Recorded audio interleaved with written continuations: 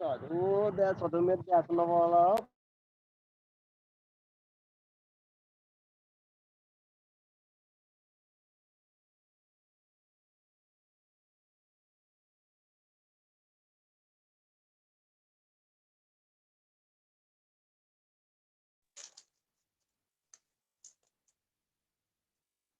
వాళ్ళు తేడా వచ్చింది.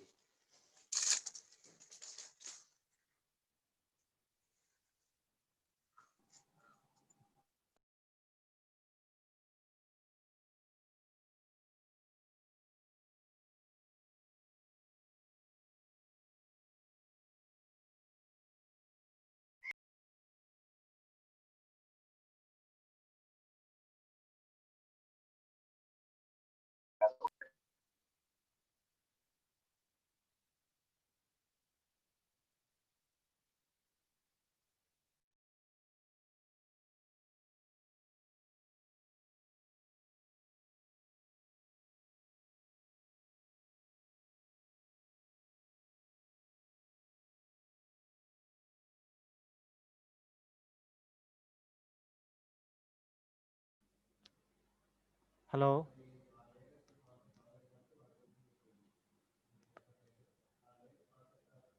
ఇది ఆఫ్ చేయట్లేదు ఇది కదా.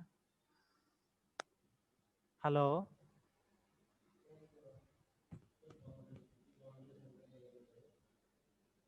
ఈ ఆడియో కదా సార్, దీని ఆడియోనా, దీని ఆడియో వినిపిస్తున్నా. ఓకే, రికార్డు అనోటేషన్స్ ఆఫ్ చేద్దాం.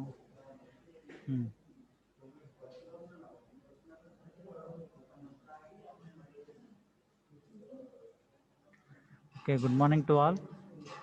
సో లాస్ట్ క్లాస్లో మనం సెలక్షన్ స్టేట్మెంట్స్ చూసేసాం, అలాగే ఇటరేషన్ స్టేట్మెంట్స్ కూడా చూసేసాం. For loop, while loop, do while loop కూడా ఆగాం, అంతే కదా. సో ఫర్ లూప్ కానీ వైల్ లూప్ కానీ లూపింగ్కి ఉపయోగపడుతుంది. లూపింగ్ అంటే it's nothing but repeating a certain statement until a certain condition becomes false. అంటే మనం ఒక కండిషన్ తీసుకున్నాం, ఆ కండిషన్ ఫాల్స్ అయ్యేంత వరకు దాంట్లో ఉన్న స్టేట్మెంట్స్ని రిపీట్ చేయటం అనమాట లూపింగ్ అంటే. సో ఫర్, వైలు, డూ వైలు అలాంటి లూపింగ్ ప్రాసెస్ గురించి ఉపయోగపడతాయి అనమాట. అంటే ఒక స్టేట్మెంట్ తీసుకుని అది ఒక 100 to 50 టైమ్స్ లేదా మనకు నచ్చినన్ని టైమ్స్ రిపీట్ చేయాలంటే వాటికి ఇటరేషన్ స్టేట్మెంట్స్ ఉపయోగపడతాయి. సో ఫర్ లూప్ ఎలా ఇటరేట్ చేస్తుందో చూసాం, వైల్ లూప్ ఎలా ఇటరేట్ చేస్తుందో చూసాం, అలాగే వాటికి రెండింటికి మధ్య బేసిక్ డిఫరెన్స్ కూడా చూసాం. యాక్చువల్గా వైలు ఫర్ ఒకే టైప్ ఆఫ్ అవుట్కమ్స్ని తీసుకొస్తాయి అవుట్పుట్ చూసేటప్పటికి, but the main difference is its syntax. ఇప్పుడు సింటాక్స్ చూసారనుకోండి, ఫర్లో ఫస్ట్ ఇనిషియలైజేషన్, తర్వాత కండిషను, నెక్స్ట్ ఇటరేషన్ ఉంటుంది. ఇదిగో ఐఎన్టీ అని ఉంది కదా, అది initialization, next condition, iteration. Whereas while సింటాక్స్లోకి వచ్చేటప్పటికి వైలు, కండిషను, కింద స్టేట్మెంట్స్ ఉంటాయి. సో సింటాక్స్ ఒకటి డిఫరెన్స్ ఉంటుంది. అలాగే ఇటరేషన్స్ ఎప్పుడైతే మనకి ఇన్ని టైమ్స్ చేయాలని వస్తుందో తెలుస్తుందో అలాంటప్పుడు వైల్ లూప్ ఉపయోగిస్తాం. వేరాజ్ మనకి ఇటరేషన్స్ ఎన్నిసార్లు చేయాలో తెలియవు, అంటే ఒక n టైమ్స్ అనుకుందాం, మనకి ఆ ఇటరేషన్స్ ఎన్నిసార్లు చేయాలో తెలియదు. ఒక స్టేట్మెంట్ని 890 టైమ్స్ ప్రింట్ చేయాలా, 1000 టైమ్స్ ప్రింట్ చేయాలా తెలియదు అనుకున్నాం, అంటే n టైమ్స్ అనేవి ఎప్పుడు వచ్చినా సరే ఫర్ లూపే వాడతారు. వేరాజ్ ఇటరేషన్స్ ఒక 150 టైమ్స్, 100 టైమ్స్ అని మనకు ముందే తెలిసిపోయింది అనుకోండి ప్రోగ్రామ్ చేసేటప్పుడు, అలాంటప్పుడు వైల్ వాడతాం. Next do while. So while, do while same ఒకే టైప్ అవుట్పుట్ తీసుకొస్తాయి. ఇప్పుడు మీరు ఇక్కడ ఇంట్ సిటిఆర్ ఈజ్ ఈక్వల్ టు 1 అని ఇచ్చారు, అంటే సిటిఆర్ అనే ఒక వేరియబుల్ తీసుకుని 1ని దానికి యాడ్ చేసుకున్నారు. సిటిఆర్ అంటే ఇట్స్ నథింగ్ బట్ ఒక కంటైనర్ అనుకోండి, ఆ కంటైనర్లో 1 అనే ఒక వేరియబుల్ని స్టోర్ చేసుకున్నారు. నెక్స్ట్ మ్యాక్స్ సిటిఆర్ అంటే ఇంకొక మ్యాక్స్, ఇది సిటిఆర్, ఇది మ్యాక్స్ సిటిఆర్ అనే ఒక కంటైనర్ తీసుకున్నారు, దాంట్లో 5ని స్టోర్ చేసుకున్నారు. ఇది వదిలేండి, ఇట్ ఈస్ నథింగ్ బట్ ఒక హెడ్డింగ్ టైప్ అనుకోండి. నెక్స్ట్ డూ వైల్ ఇక్కడతో స్టార్ట్ అయింది. డూ, దీనికి సింటాక్స్ ఏంటంటే డూ అని పెట్టి డూ నెక్స్ట్ స్టేట్మెంట్స్. ఇప్పుడు సింటాక్స్ దీనికి రాస్తాను చూడండి, డూ స్టేట్మెంట్స్, అబ్బా నెక్స్ట్ కండిషన్.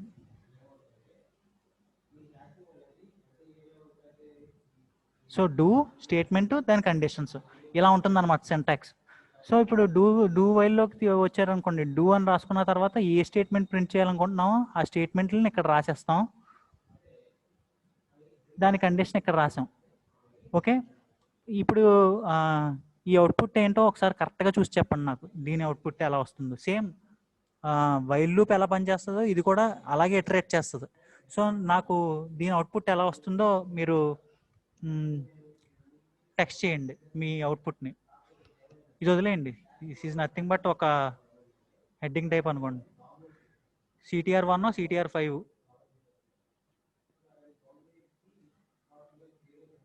డూలోకి వచ్చారు. మీరు ఇప్పుడు వైల్ లూప్ ఉపయోగించి చేసినప్పుడు అవుట్పుట్ ఏమొచ్చింది వైల్ లూప్లో? దీనికి 1 2 3 4 5 ఇది అవుట్పుట్ వచ్చింది, అవునా? ఇప్పుడు వైల్ లూప్లో డూ వైల్లో చూద్దాం మనం.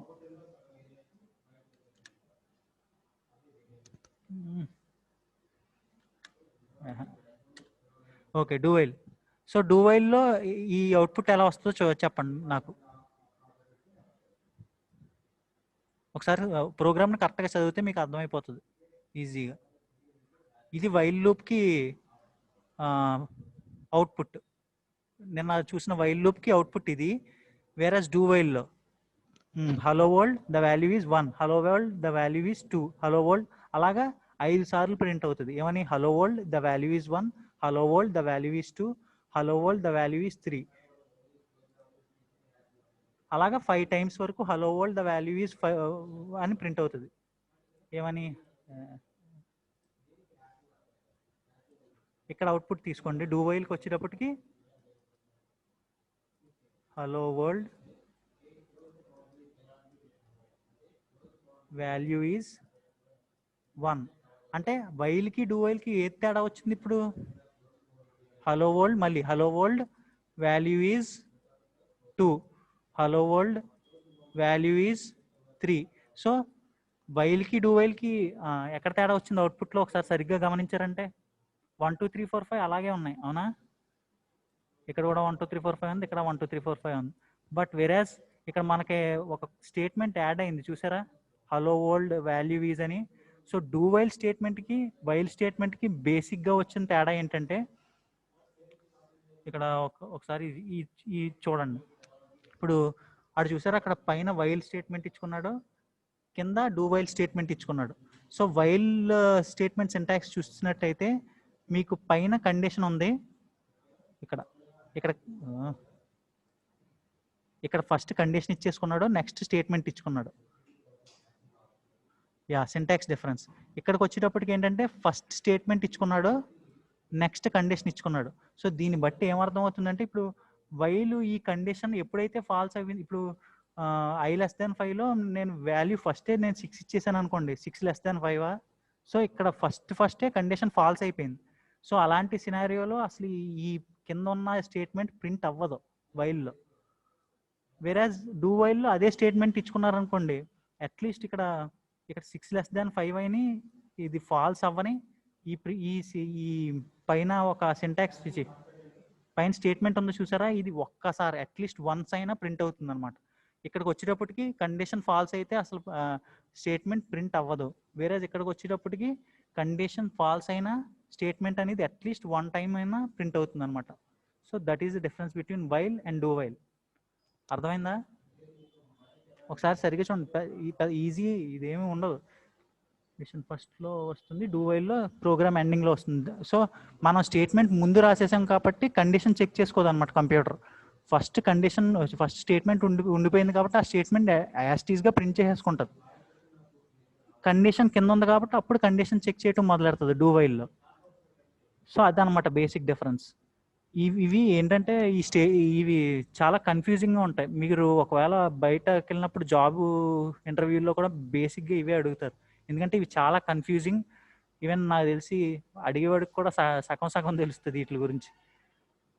సో ఈ వైల్కి డూ వైల్కి ఫర్కి వైల్కి, ఈ రెండిట్లకి డిఫరెన్స్లో అడుగుతాడు ఎక్కువ.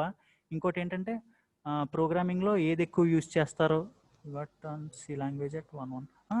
నేను జావా మొదలెట్టేటప్పుడు ఏమని చెప్పాను, జావా యొక్క అడ్వాంటేజ్ ఏంటని. జావా ప్రోగ్రామింగ్లో కొన్ని సింటాక్సెస్ సికి దగ్గరలో ఉంటాయి, అందుకే డెవలపర్స్ షిఫ్టింగ్ చేయడానికి ఈజీగా ఉంటుందని చెప్పాను కదా. సో సి డెవలపర్ ఎవడైనా సరే జావా డెవలపర్ అవడానికి ఈజీగా ఛాన్సెస్ ఉంటాయి, ఎందుకంటే సిలో ఏదైతే సింటాక్స్ ఉంటుందో జావా కూడా అలాంటిదే, కొద్దిగా ఎక్స్టెండెడ్ సింటాక్స్ వాడుతుంది అనమాట. సో మీరు సిలో కొన్ని ఉంటాయి కదా యారేస్, స్ట్రక్చర్స్, అవి కూడా జావాలో తగులుతాయి. Because Java is a language that is design on the basis of CA ముందు వచ్చింది. సో ఎప్పుడైతే సి వచ్చిందో దాన్ని ఒక బేస్ కింద చేసుకుని దాంట్లోని కొన్ని సింటాక్స్లని జావా కూడా తీసుకుంది అనమాట. And that's the reason why మీరు కొన్ని సింటాక్స్ సిలో ఏదైతే చూస్తారో, సింటాక్సెస్ కానీ ఈ యారేస్, స్ట్రక్చర్స్, డిక్షనరీస్, ట్రీస్, అలాంటి కాన్సెప్ట్లో అన్ని లింక్డ్ లిస్ట్ అవన్నీ జావాలో ఉంటాయి. సో అక్కడితో మనకి ఇది అర్థమైంది కదా, ఇటరేషన్ స్టేట్మెంట్స్.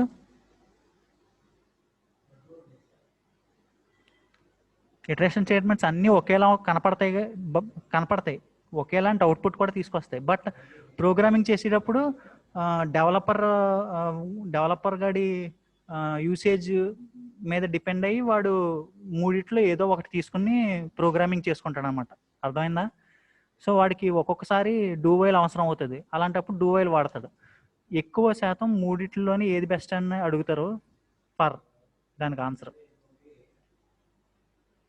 ఎందుకంటే అన్ని ప్రోగ్రామింగ్ సినారియోస్లో దానికి ఎక్స్ప్లెనేషన్ కూడా ఏంటంటే, ఫర్ ఎందుకు బెస్ట్ అంటే ఎప్పుడు ప్రోగ్రామింగ్ సినారియోలో మనకి అవుట్పుట్ అనేది ముందే గెస్ చేసే ఛాన్స్ ఉండదు మనం ప్రోగ్రామింగ్ చేసేటప్పుడు బయట.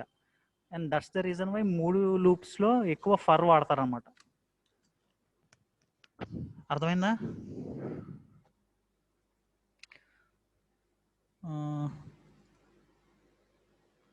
ఓకే, మీకు లూపింగ్ స్టేట్మెంట్స్ అర్థం అవుతే మనం ఇంకా లాస్ట్ జంప్ స్టేట్మెంట్స్కి వెళ్ళిపోదాం. ఇటరేషన్.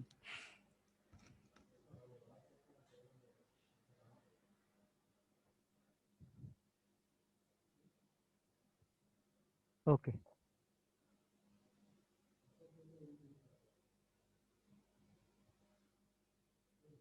సో అక్కడతో సెలక్షన్ స్టేట్మెంట్స్ అంటే ఓ బంచ్ ఆఫ్ స్టేట్మెంట్స్ నుంచి ఒక స్టేట్మెంట్ని సెలెక్ట్ చేసే స్టేట్మెంట్స్ అయిపోయినాయి.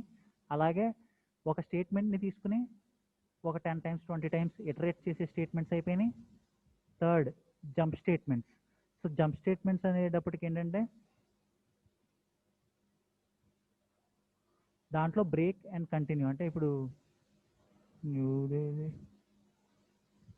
ఓకే.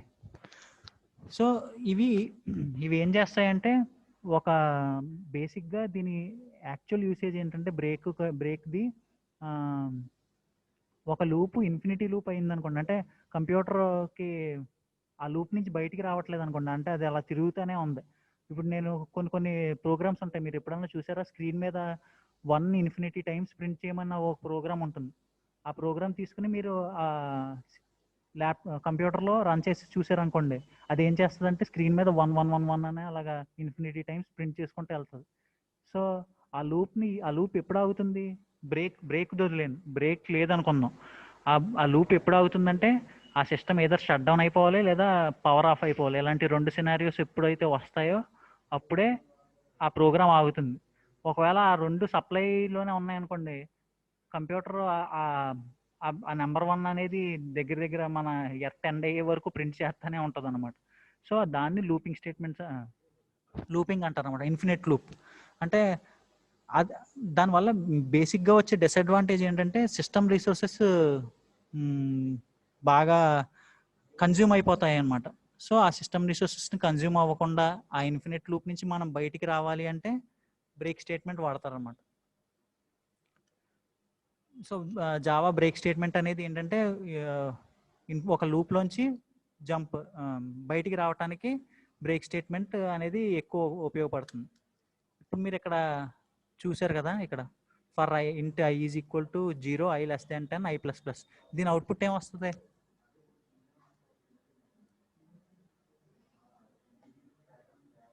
ఈ పర్టికులర్ ప్రోగ్రామ్ది. ఆలోచించండి.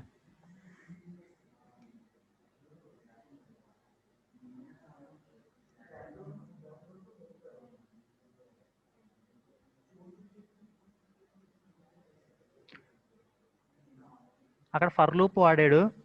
ఫర్ లూప్లో ఇంట్ ఐ అనే ఒక వేరియబుల్ని ఈక్వల్ టు అంటే ఏంటి, కంపేర్ చేశాడు. సో 0 నుంచి 4 వరకు తీసుకుని ఆ కండిషన్కి అటాచ్ చేసుకున్నాడు i less than 10 అని. సో అది ఎక్కడ వరకు ప్రింట్ అవుతాయి నెంబర్లు? పర్వాలేదు, తప్పైనా పర్వాలా. ఇక్కడ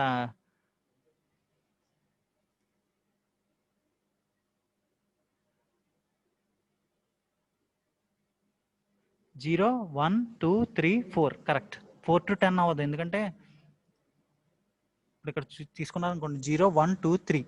సో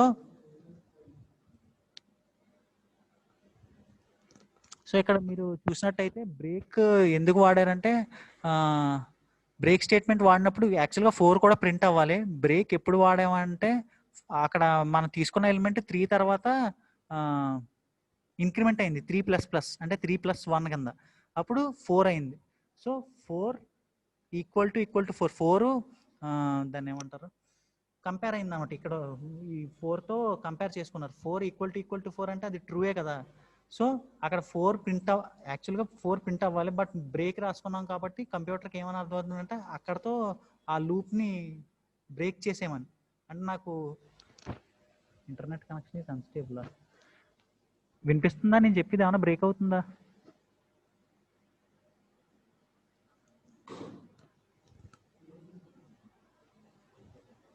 హలో,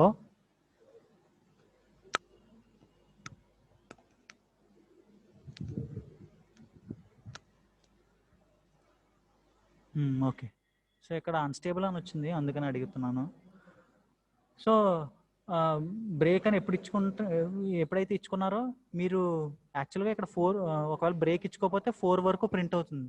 మీరు బ్రేక్ ఇచ్చుకున్నారు కాబట్టి దానికి ఏంటంటే 0 నుంచి 3 వరకు వచ్చిన తర్వాత నెక్స్ట్ ఇంక్రిమెంట్ ఎప్పుడైతే అయ్యారో అక్కడికే బ్రేక్ చేసేయమని కంప్యూటర్కి అర్థమవుతుంది అన్నమాట. సో అదేం చేస్తుందంటే లాస్ట్ వరకు ఏదైతే అవుట్పుట్ ఉందో అక్కడ వరకు ఇచ్చి ఎక్కడైతే బ్రేక్ చూపించిందో అక్కడతో ఆపేసి అవుట్పుట్ని మీకు ఇస్తుంది. సో మీరు ఇప్పుడు ఇక్కడ కంటిన్యూ స్టేట్మెంట్ తీసుకున్నారనుకోండి, దానికి విరుద్ధంగా పనిచేస్తుంది అనమాట. అంటే బ్రేక్ లాగా కాకుండా it just continuous the loop. దాని తర్వాత 4 కాడ నుంచి బ్రేక్ అయింది కదా, అక్కడ ఇందాక బ్రేక్ తీసుకున్నప్పుడు 4 లూప్ బ్రేక్ అయిపోయింది. మీరు కంటిన్యూ ఎప్పుడైతే వాడారో 4 నుంచి మళ్ళీ ఇక్కడ చూసారంటే ఇది ఇక్కడ మీకు ఈ సింటాక్స్ కనపడుతుంది కదా, జావా బ్రేక్ దీనిని కంటిన్యూది. సో బ్రేక్ వచ్చేటప్పటికి ఏంటంటే 0, 1, 2, 3 ఎక్కడైతే ఇటరేషన్ అక్కడ 5 కంటే ఎక్కువ వెళ్తుంది అనుకున్నదో అక్కడ బ్రేక్ చేసింది. వేరే కంటిన్యూలోకి వచ్చేటప్పటికి ఏంటంటే ఇక్కడ చూసారా బ్రేక్ స్టేట్మెంట్ కాడికి బ్రేక్ అయింది, ఇక్కడ కంటిన్యూ ఉంది చూసారా, అంటే ఆ లూప్ని కంటిన్యూ చేయమని. సో 0, 1, 2, 3 అక్కడ 10 వరకు ప్రింట్ చేసేస్తుంది అనమాట కంటిన్యూ అనేది. సో కంటిన్యూకి బ్రేక్కి తేడా ఏంటంటే బ్రేక్ అనేది లూప్ ఎక్కడ వరకు అయితే ఎండ్ అవుతుందో అక్కడికి బ్రేక్ చేసేసి ఆ అవుట్పుట్ని ప్రింట్ చేసేస్తుంది. కంటిన్యూకి వచ్చేటప్పటికి ఏంటంటే ఆ లూప్ని బ్రేక్ చేయకుండా చివరి వరకు తీసుకెళ్ళిపోతుంది అనమాట.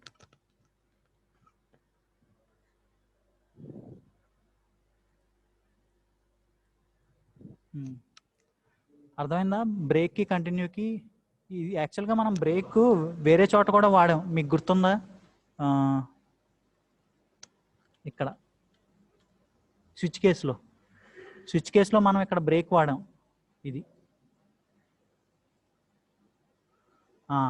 ఇక్కడ బ్రేక్ ఎందుకు వాడామంటే టుడే ఈజ్ మండే అని అర్థమైన తర్వాత కంప్యూటర్కి ఇక్కడతో ఈ పర్టికులర్ ఇది ఉంది కదా,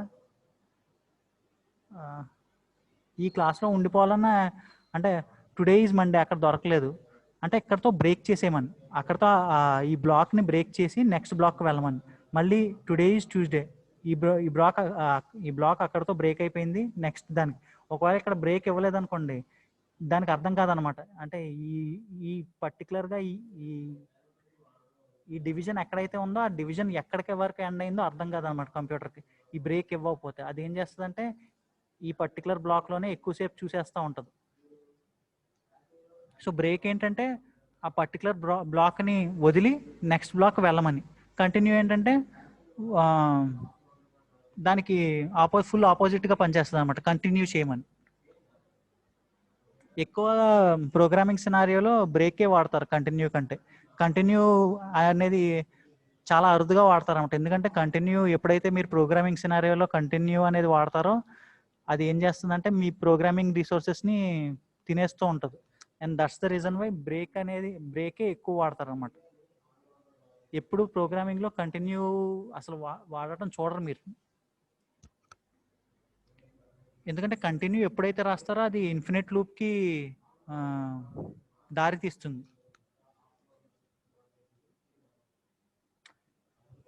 సో బ్రేక్ కంటిన్యూ అర్థమైందా? బ్రేక్ అంటే అది చెప్పానుగా ఒక బ్లాక్. సో ఒక బ్లాక్ నుంచి బ్రేక్ అయ్యి నెక్స్ట్ బ్లాక్కి వెళ్ళమని. కంటిన్యూ అంటే బ్రేక్ ఆపోజిట్ అనమాట, కంటిన్యూ చేయమని, లూపింగ్ని కంటిన్యూ చేయమని. సో అక్కడతో మీకు ఆ స్టేట్మెంట్స్, సో ఈ స్టేట్మెంట్స్ అన్నీ అయిపోయినాయి, కంట్రోల్ ఫ్లో స్టేట్మెంట్స్. నెక్స్ట్ ఇది సరే. నెక్స్ట్ జావాలో మెథడ్స్. ఓకే, సో నెక్స్ట్ మీ సిలబస్లో ఉన్న నెక్స్ట్ టాపిక్ వచ్చి జావా మెథడ్స్. జావాలో మెథడ్స్ అనేవి ఒకటి ఉంటాయి. సో ఆ మెథడ్స్ అంటే ఏంటి? So method is nothing but a block of code which only runs when it is called.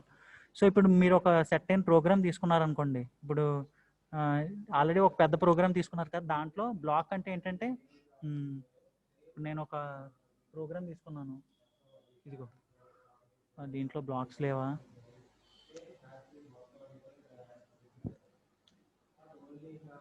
దీంట్లోనే లేదు, దీంట్లో లేదు, పెద్ద.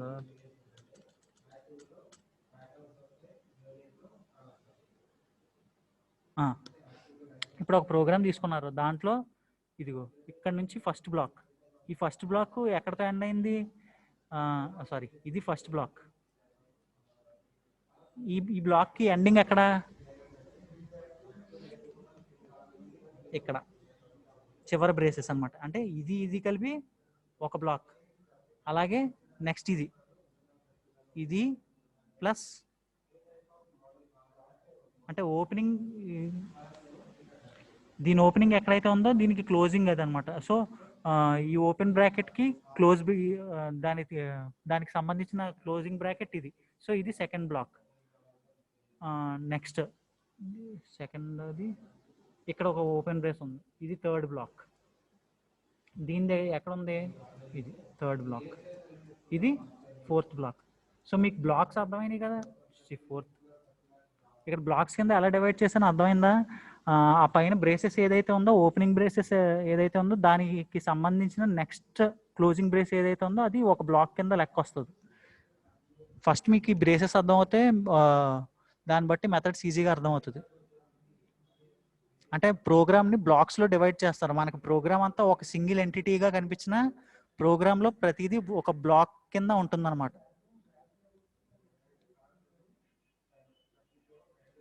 అర్థమైపోతే అడగండి. ఈ బ్లాక్స్ అనేవి చాలా ఇంపార్టెంట్.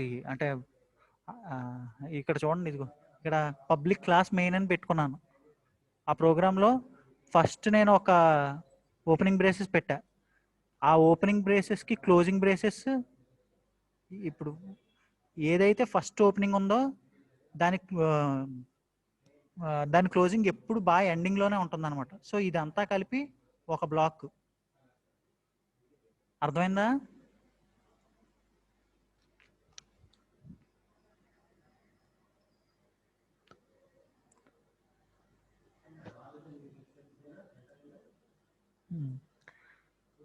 సో ఇది ఒక బ్లాక్. సో దీనికి నెక్స్ట్ దీనికి ఇది సెకండ్ బ్లాక్. అలాగే ఇది ఓపెనింగ్ కాబట్టి నెక్స్ట్ ఓపెనింగ్ ఇది. సో దీని క్లోజింగ్ ఎక్కడ ఉందో చూడాలి, దగ్గరలోనే ఇక్కడే ఉంది. సో ఇది థర్డ్ బ్లాక్. నెక్స్ట్ ఇది ఓపెనింగ్, దీని రెస్పెక్టివ్ క్లోజింగ్ బ్లాక్ ఇది. సో మొత్తం ఈ చిన్న ప్రోగ్రాంలో దగ్గర దగ్గర 4 బ్లాక్స్ ఉన్నాయి. సో మెథడ్స్ అంటే ఏంటంటే, so method is a block of code which only runs when it is called. So మనం ఇందాక ప్రోగ్రామ్ చూసాం కదా, 4 బ్లాక్స్ ఉన్నాయి.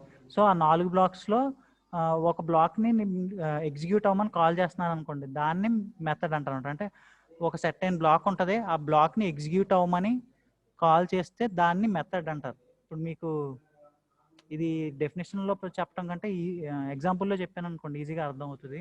సో మెథడ్ ఎలా క్రియేట్ చేస్తారంటే, ఇప్పుడు ఇక్కడ ప్రోగ్రామ్ చూసారనుకోండి, మెథడ్ యొక్క బేసిక్ యూసేజ్ ఏంటంటే, ఇప్పుడు మీకు కరెక్ట్గా ఈజీగా అర్థం అవ్వేలా ఎలా అంటే, మీరు ఒక కార్ని రిపేర్ చేయాలి. ఆ కార్ని రిపేర్ చేయాలంటే మీకు ఒక సర్టెన్ బంచ్ ఆఫ్ టూల్స్ కావాలి. ఆ టూల్స్ మీ దగ్గర లేవు, వేరే మీ ఫ్రెండ్ దగ్గర ఆ టూల్స్ అవైలబుల్లో ఉన్నాయి. మీరు ఏం చేస్తారో, వాడి దగ్గరికి వెళ్ళి ఆ టూల్స్ని బారో చేసుకుని అవి తెచ్చుకుని మీ కార్ని బాగు చేసుకుంటారు, అంతేనా? సో మెథడ్ కూడా అలాగే అనమాట. ఇక్కడ ఒక ప్రోగ్రామ్ తీసుకున్నారా, ఆ ప్రోగ్రాంలో పబ్లిక్ క్లాస్ మై క్లాస్ అని ఒక కొత్త ప్రోగ్రామ్ని నేను ఒక కొత్త అనోటేషన్స్, సో ఒక కొత్త ప్రోగ్రామ్, ఆ ప్రోగ్రామ్ పేరు మై క్లాస్ అనే ఒక ప్రోగ్రామ్ని నేను ఓపెన్ చేశాను. Next static void my method, అంటే ఇది ఏమీ రిటర్న్ చేయకూడదు, and that's the reason why static void my method అనే ఒక కొత్త మెథడ్ని క్రియేట్ చేసుకున్నాను. క్లాస్లో నేను ఒక మెథడ్ని క్రియేట్ చేసుకున్నాను. సో దాంట్లో ఏంటంటే కొన్ని స్టేట్మెంట్స్ ఉన్నాయన్నమాట. ఆ స్టేట్మెంట్స్ ఏంటంటే ఇక్కడ ఇవ్వలేదు, కానీ దీని సింటాక్స్ ఇది. సో ఈ నేను చెప్పాను కదా, కారు రన్ అవ్వకపోతే నాకు సెర్టైన్ టూల్స్ కావాలి ఆ కారు రిపేర్ చేసుకోవటానికి. సో మై మెథడ్లో సెర్టైన్ టూల్స్ ఉన్నాయి, ఆ టూల్స్ని వేరే ప్రోగ్రాంలో ఉపయోగపడతాయి అనమాట. సో ఇప్పుడు మీరు ఇక్కడ మెథడ్ కాలింగ్లోకి వెళ్ళారనుకోండి, దాన్ని బట్టి మీకు అర్థమైపోతుంది. ఇక్కడ చూసారా, public class my class system static void my method అని ఇచ్చాడు. సో దాంట్లో ఒక స్టేట్మెంట్ ఉంది. సో దీన్నే మీరు ఒక టూల్ అనుకోండి. సో ఇది మై మెథడ్కి సంబంధించిన ఒక టూల్. నెక్స్ట్ వేరే బ్లాక్ ఉంది, public static void main string arguments అని. సో అది ఓపెన్ చేసుకున్నారు. దాంట్లో ఇక్కడ మై మెథడ్ అని ఇచ్చాడు కదా, దీన్ని బట్టి కాల్ చేసుకోవచ్చు అనమాట. సో ఈ మై మెథడ్ని తీసుకొచ్చి ఇక్కడ రాశారు. సో దీన్ని రన్ చేస్తే ఏం అవుట్పుట్ వస్తుంది, ఏమొస్తుంది అనుకుంటారు? మామూలుగా ఈజీయే యాక్చువల్గా. మరి మీకు అలా ఒకసారి ఆగండి, ఇది చదివేస్తాను. ఈ ప్రోగ్రామ్ సరిగ్గా చూడండి. పబ్లిక్ క్లాస్ మై క్లాస్ అంటే నేను ఒక క్లాస్ ఓపెన్ చేసుకున్నాను, దాంట్లో ఒక మెథడ్ పెట్టుకున్నాను. ఆ మెథడ్లో ఐ గాట్ ఎగ్జిక్యూటెడ్ అనే ఒక స్టేట్మెంట్ పెట్టుకున్నాను. నెక్స్ట్ రెండో బ్లాక్ ఒకటి ఓపెన్ చేశాను. ఆ రెండో బ్లాక్లో మై మెథడ్ని కాల్ చేశా, అంటే ఈ మెథడ్ని కాల్ చేశాను ఎగ్జిక్యూట్ అవ్వమని. ఇప్పుడు ఇక్కడ అవుట్పుట్ ఏం వస్తుంది అనుకుంటున్నారు?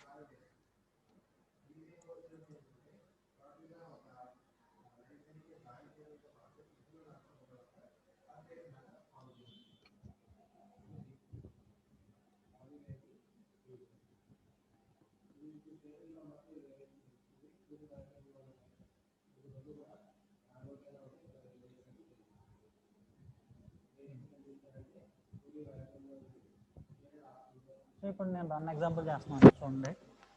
సో ఇక్కడ మై మెథడ్ అని ఇచ్చాను కాబట్టి ప్రోగ్రాము సిస్టంలో ఉన్న ప్రోగ్రామ్కి ఏమర్థమవుతుందంటే ఇక్కడికి వెళ్తుంది, ఇవన్నీ చూసుకుంటుంది. ఓకే, ఇదంతా బాగానే ఉంది. నెక్స్ట్ బ్లాక్కి వెళ్తుంది, అక్కడ ఏమైనా ఉంది, మై మెథడ్ అని ఒక మెథడ్ ని కాల్ చేసినట్టుగా ఉంది. సో కంప్యూటర్ మళ్ళీ బ్యాక్కి వెళ్ళి ఇక్కడ చూస్తుంది. ఇక్కడ చూసిన వెంటనే అక్కడ ఒక స్టేట్మెంట్ కనిపించింది, దాన్ని ఎగ్జిక్యూట్ చేస్తుంది అనమాట.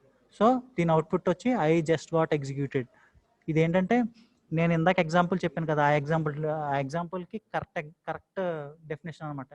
ఏముంది, ఇది నా కార్ అనుకోండి, నా దగ్గర ఆ కార్ని బాగు చేయడానికి సర్టెన్ టూల్స్ లేవు. నేను ఆ టూల్స్ని వేరే మా ఫ్రెండ్ దగ్గర నుంచి తెచ్చుకుని ఆ కార్ని బాగు చేసుకున్నాను. సో మెథడ్ అంటే ఏంటంటే, మెథడ్ వల్ల మన బేసిక్ ఉపయోగం ఏంటంటే, మన ప్రోగ్రామింగ్ బర్డెన్ తగ్గుతుంది అనమాట. ఇప్పుడు మీకు కరెక్ట్గా మీకు ఇంకా ఈజీగా అర్థం అయ్యేలాగా ఎగ్జాంపుల్ చెప్పాలంటే, నేను ఒక క్యాల్కులేటర్ ప్రోగ్రామ్ తయారు చేస్తున్నాను. దాంట్లో నేను ఆల్రెడీ ప్లస్ అనే ఒక ప్రోగ్రామ్ తయారు చేశాను, మైనస్ అనే ఒక ప్రోగ్రామ్ తయారు చేశాను, డివిజన్ అనే ప్రోగ్రామ్ తయారు చేశాను. వేరేజ్ మల్టిప్లికేషన్కి వచ్చేటప్పటికి నేను కోడ్ రాయాలనుకున్నాను, కానీ రాయలేదు ఇంకా. నా ఫ్రెండ్ వచ్చేటప్పటికి వాడు వేరే ప్రోగ్రామ్ ఏదో చేస్తున్నాడు, దాంట్లో మల్టిప్లికేషన్ అనే ఒక ప్యాకేజ్ని వాడు ఆల్రెడీ తయారు చేసాడు. సో నేను ఏం చేస్తానంటే ఈ మల్టిప్లికేషన్ ప్యాకేజ్ నేను రాయక్కర్లేదు, ఎందుకంటే నా ఫ్రెండ్ ఆల్రెడీ రాసాడు కాబట్టి. నేను ఏం చేస్తాను, వాడి దగ్గర వాడు ఏం మెథడ్ అయితే యూజ్ చేసాడో ఆ మెథడ్ని నా దాంట్లోకి ఒక కాల్ చేసుకుంటాను అన్నమాట. సో అది ఎప్పుడైతే కాల్ చేసుకుంటానో నేను ఈ మల్టిప్లికేషన్కి సంబంధించిన కోడ్ రాయక్కర్లా. అలాగే నా ఫ్రెండ్ ఇంకొకడు ఉన్నాడు, ఆడు పర్సంటేజ్కి సంబంధించింది దాని మీద వర్క్ చేస్తున్నాడు అనుకో ప్రాజెక్టు. సో దీన్ని కూడా నేను నా దాంట్లో కాల్ చేసుకుంటే నా క్యాల్కులేటర్ ఫినిష్ అయిపోతుంది.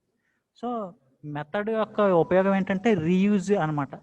ఒక కోడ్ని ఒకడు ఆల్రెడీ రాసాడు, దాన్ని నేను రీయూజ్ చేసుకోవచ్చు. ఒకవేళ మెథడే కనుక జావాయే కనుక మా మెథడ్ లాంటివి కనిపెట్టలేదు అనుకో, ప్రతిసారి నేను నా కోడ్కి సంబంధించిన కోడ్ని రాస్తూనే కూర్చోవాలన్నమాట. దీనివల్ల ఏంటంటే ప్రోగ్రామింగ్ బర్డెన్ తగ్గుతుంది మెథడ్ వల్ల. అర్థమైందా? మై మెథడ్ అంటే ఏంటో.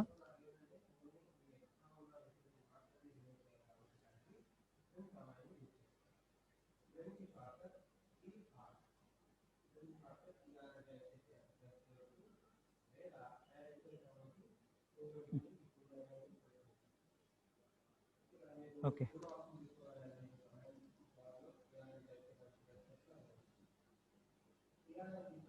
సో మెథడ్స్ అనేవి ఉపయోగం అదనమాట. సో ఇప్పుడు ఇప్పుడు ఇక్కడ ఈ ప్రోగ్రామ్ చూడండి. ఈ ప్రోగ్రామ్ అవుట్పుట్ అయ్యా ఇక్కడ ఉన్నదా? ఈ ప్రోగ్రామ్ అవుట్పుట్ ఏంటి? సో ఇక్కడ కూడా ఒక మెథడ్ డినోట్ చేసుకున్నాడు. ఆ మెథడ్తో వీడు ఇక్కడ అది ఇది ఒకటేనా?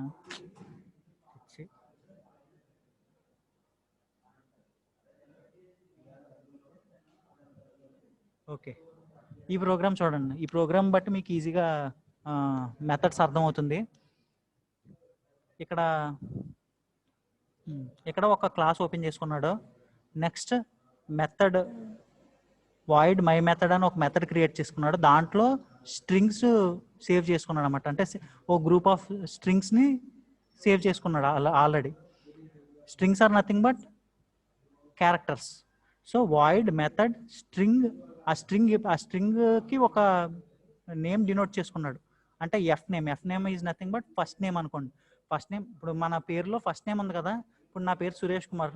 నా ఫస్ట్ నేమ్ ఏదైతే ఉందో ఇప్పుడు సురేష్ అనేది ఫస్ట్ నేమ్ అనుకోండి, అది ఒక character. So strings are nothing but group of characters.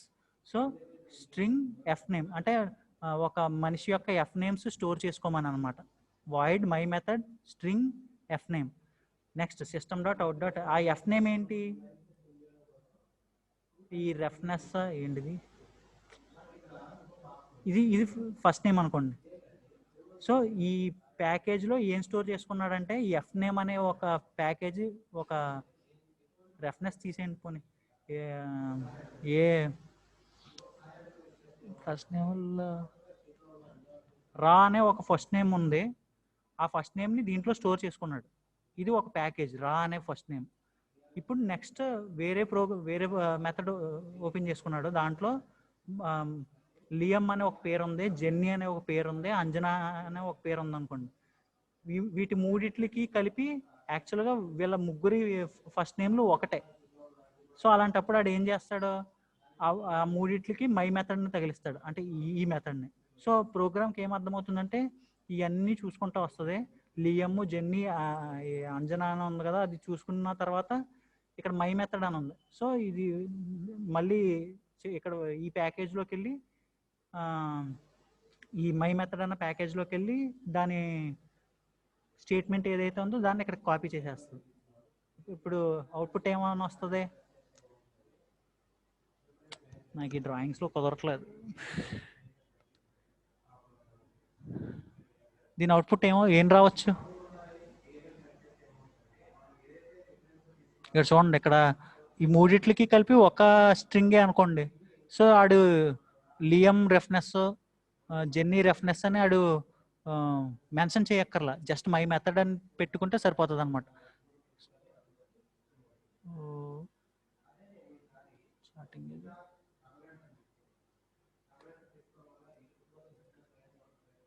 Liam రెఫ్నెస్, jenny అది.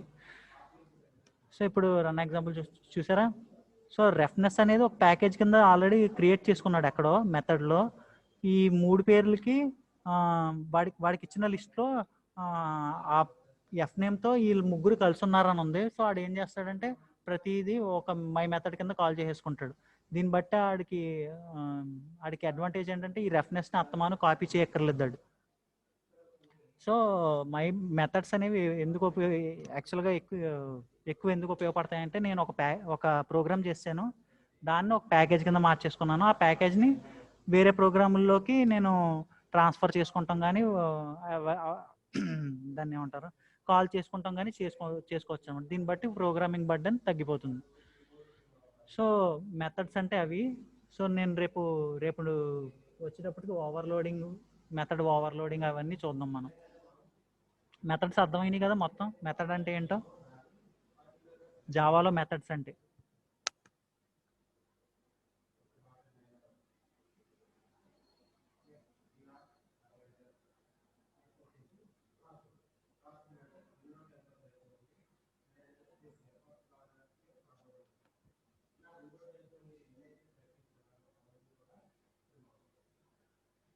మెథడ్స్ అంటే అర్థమైనాయా? ఏమైనా డౌట్స్ ఉన్నాయి మెథడ్లో?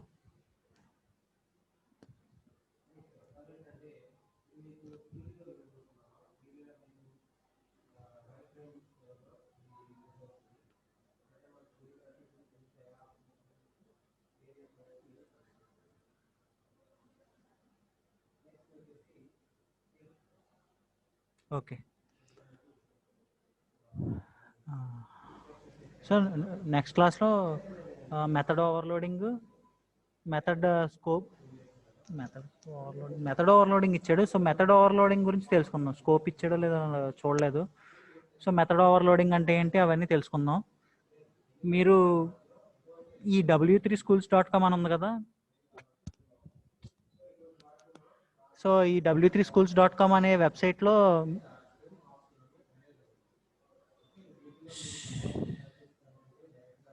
అరే మీరు అనోటేషన్స్ అవి గీసినప్పుడు మీ పేరు చివరిలో వస్తుంది.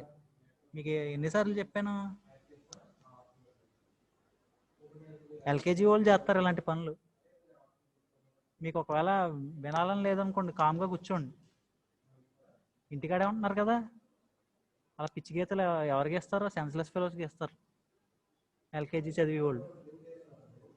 చెప్తానే ఉన్నాను, ఇక్కడ అనోటేషన్స్ గీసేటప్పుడు ఎవరైతే గీసారో వాడి నెంబర్ ఇక్కడ వస్తుంది. నేను ఈసారి మళ్ళీ అనోటేషన్ స్క్రీన్ మీద చూశాను అనుకోండి, వాడిని బ్లాక్ చేసేస్తా మొత్తం నా క్లాస్కి. నా క్లాస్ ఇన్విటేషన్ ఎప్పుడైతే ఉంటుందో వాడు ఆ రూమ్లోకి రాడనమాట.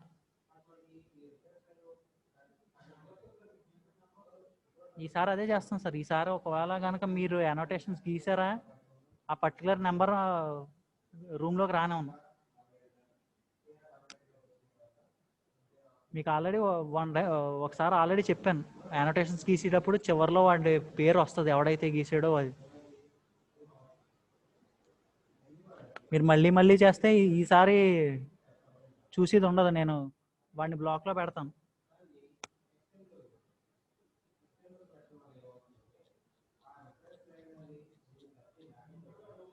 ఇక్కడ స్టూడెంట్ అని ఎవరో క్రియేట్ చేసుకున్నారు, మీరు మీ రోల్ నెంబర్లతో లాగిన్ అవ్వండి, నాకు అప్పుడు బ్లాక్ చేయడానికి కూడా బాగుంటుంది.